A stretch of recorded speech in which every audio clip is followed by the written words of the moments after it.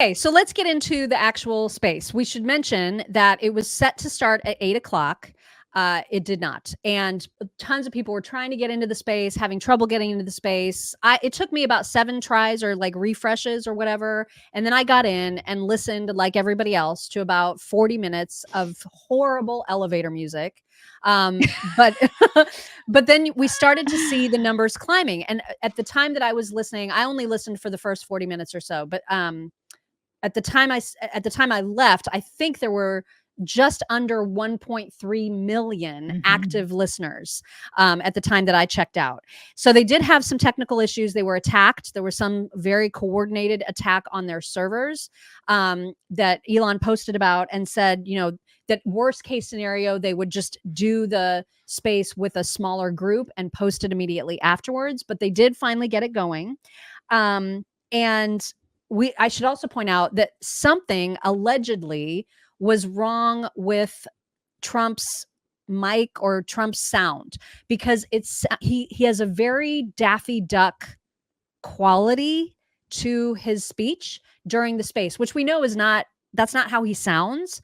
But of course, like, people were losing their minds and creating all the memes about it because he does sound very lispy.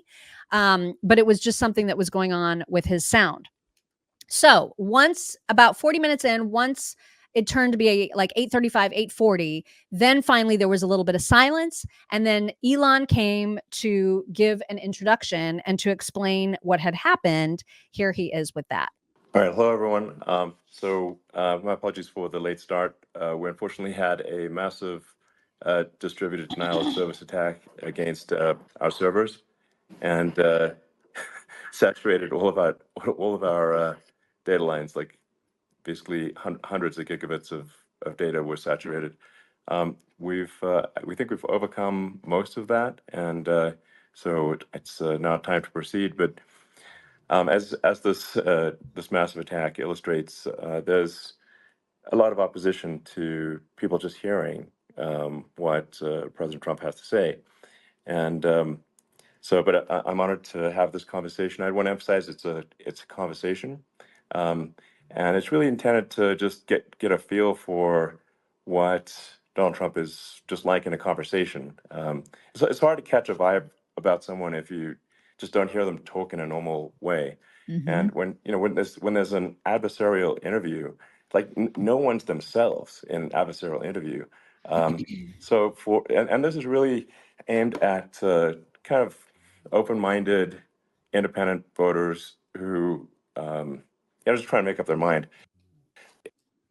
I love that. Yeah, so that was the intro. And then the first question, unfortunately, was about the assassination attempt, and it was 40 minutes of an answer, which was just like a repeat of the GOP convention speech. So the thing that he said was way too painful for him to ever talk about again. he talked about again, yeah, ad nauseum, to the point where I was just like, I can't stay up past this. Like, I cannot. This is too much. No one who is an independent that this is supposed to be aimed at is learning anything new. Let's get to some policies. Come on. And then it did. And so because I couldn't stay up that late, but I caught up this morning, and then they did get into some great policy and idea discussions that were awesome. But yeah, that first 35, 40 minutes was pretty brutal. It was pretty brutal. Yeah. So the next bit, because that picture is that Terry Breton guy, and Elon pointed out that he believes that Trump is very much a free speech advocate, and this part of that conversation. There's a lot of attempts to do censorship and to force censorship, even on Americans from other countries, and I think it's obvious that you're a believer and an advocate of free speech, because during your first term as president, you were attacked relentlessly every day, often very unfairly with false attacks, and you didn't try to shut down the media. You didn't try to inhibit their freedom of speech, and I think that says a lot. He's 100% correct. Yep. I love that. And then, of course, they got into inflation. And again, just warning people who haven't heard any of the space, Donald Trump is okay. I don't think he had like any tooth issues or dental procedures. I think the sound was just really wonky, and that's why he sounds kind of lispy. The inflation, it doesn't matter what you make. The inflation is eating you alive. If you're a worker or if you're just a middle income person, you can't afford. 4 years ago, 5 years ago, people were saving a lot of money. Today, they're using Yeah. all their money and borrowing money just to live. It's a horrible thing Right. that's happening, and we'll end that Well, I think quickly. a lot of yeah, a lot of people just don't understand where inflation comes from. Inflation comes from government overspending because the checks never bounce when it's written by the government. So if the government spends far more than it brings in, that increases the money supply, and if the money supply increases faster than the rate of goods and services, That's right. that's inflation. So really, we need to have we need to reduce our government spending, and we need to re-examine. I think we need like a government efficiency commission to say like, Yes. hey, where are we spending money that's sensible? Where is it not Right. sensible? And we need to live within our means. We're Oh my currently God. adding, I think, $1 trillion to the deficit roughly Right. every 100 days. That's right. And the interest payments on the national debt have now exceed the defense budget. It's on the order of $1 trillion, It's interest. and it keeps Yeah. growing. He's absolutely right. Wouldn't that be the Mhm. most amazing thing? I'd love for him to head it up. And he know? said he'd be willing. He said he'd be willing to participate. I don't know if he Yeah. would head it up or what, but he definitely is willing. And It I would be great. love this idea. Oh I my know. gosh. It's like there aren't a lot of guys like that who have, participated in the private sector who are willing to do that kind of stuff. Mitch Daniels is one of those people Mm. who understands spend analysis, getting in there and like creating a freaking budget. Go figure. Oh my God. Let's live within our means. Oh my God. Imagine that. Imagine doing that in government, because he's right. Their checks never bounce because they just Exactly. they keep sucking and stealing money from us. I want to also remind everybody about how amazing this product is for dogs. Oh my God. And cats, dogs, and the kitties, and the horses, And horses. all of them. And people too. Yeah. Coat Defense, you guys, if you've never heard of this product and you have dogs that you've had to take to the vet or cats or horses or whatever, if you've had to go to the vet because your dog is one of those dogs like my Maisie who's allergic to everything and who's got skin irritations and wants to chew on her feet and like she's always got like all of the things, right? And it used to be that I would take her to the vet constantly and just think this is my lot in life to spend a lot of money on Apoquel. And then I find Coat Defense and I realize how easy it is to just take this preventative powder. You just pour. Oh, I didn't realize it would spill out. It's all over a keyboard now. It's all over my keyboard now. There you go. But you just take this and you sprinkle it right on their toe beans. You can sprinkle it on their bedding to actually help deodorize. You can sprinkle it all over their fur and just rub it in. And it helps with a lot of the problems that lead to skin irritations. It's preventative and it also works as a treatment. It's amazing. And they also have shampoo. They have balms for dry noses and dry toe beans. They've got wound care ointment. They've got so many great products. And the shampoo actually was created for humans who just didn't want chemical exposure. And so they have a human version of their shampoo and a dog version of the shampoo.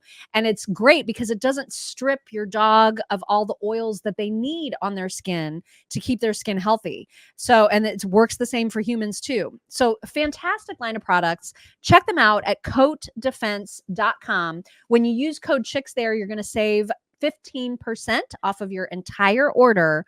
Coatdefense.com.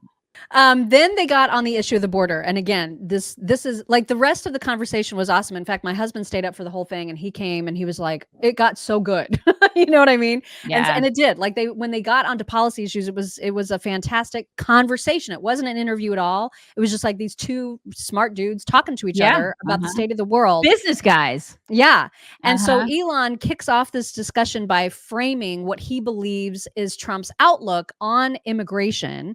And he nailed it. And Trump responds. Would it be accurate to say that you're supportive of legal immigration, but we also need to shut down illegal immigration and especially unvetted illegal Yes. immigration because and that's not the same as saying that everyone who's an illegal immigrant is bad. In fact, I think most people who are illegal immigrants are actually good, but you can't tell the difference unless there's a solid vetting of who comes across the border. Does that accurately 100%. represent your position? I say it Okay. very simply. They have to come in legally. They have to be checked. Yeah.